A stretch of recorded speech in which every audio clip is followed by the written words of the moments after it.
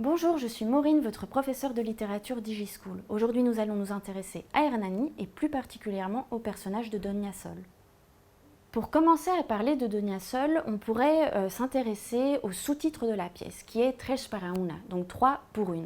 En effet, Donia Sol, dans cette pièce, elle est un peu une, c'est-à-dire que c'est un peu le seul personnage féminin de la pièce. On sait qu'il y a Donia Josefa, mais elle va disparaître au tout début de l'acte 1. Et donc, bien qu'il faille aussi envisager Donia Sol pour ce qu'elle est à elle seule, on est un peu forcé à l'envisager par rapport à sa relation aux 3 personnages masculins forts de cette pièce. Donc on sait que ces 3 personnages masculins, c'est Don Carlos, Hernani et Don Ruy Gomez. Et bien évidemment, la relation de Donia Sol avec ces derniers est différente de l'un à l'autre. Par rapport à Don Carlos, on pourrait dire qu'elle est l'objet du désir, de la fougue, et aussi elle représente la noblesse de par son statut. Pour Hernani, on pourrait se demander si elle ne représente pas une sorte d'ascension sociale ou plutôt un retour à ses origines sociales. Et aussi, pourquoi pas, un amour impossible qui attire Hernani. On sait que Hernani est notamment aussi attiré un petit peu par la mort et donc il y a peut-être quelque chose à étudier de ce côté-là. Et par rapport à Don Ruy Gomez, elle représente la jeunesse. Il y a une citation clé pour ça, c'est « Oh, tu seras pour moi cet ange au cœur de femme qui, du pauvre vieillard, réjouit encore l'âme ».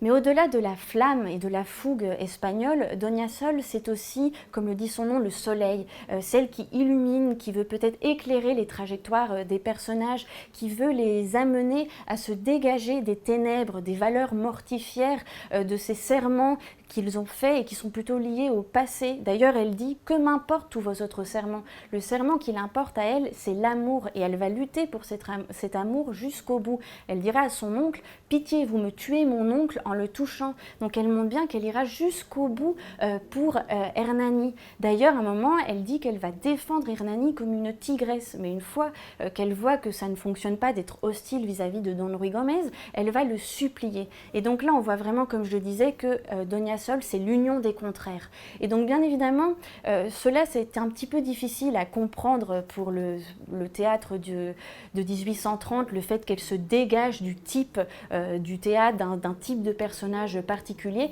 Et ça a notamment motivé les parodies qui ont été faites dans lesquelles on l'appelle quasi-folle, parasol, belle sol, quasi-folle. On voit vraiment que c'est cette idée de mouvance du personnage que tout le monde s'est dit, elle est folle. Et on n'a pas compris que c'était un personnage romantique. Mais néanmoins, par la suite, ça a été compris. Et notamment, en 1877, le rôle a été repris par Sarah Bernhardt.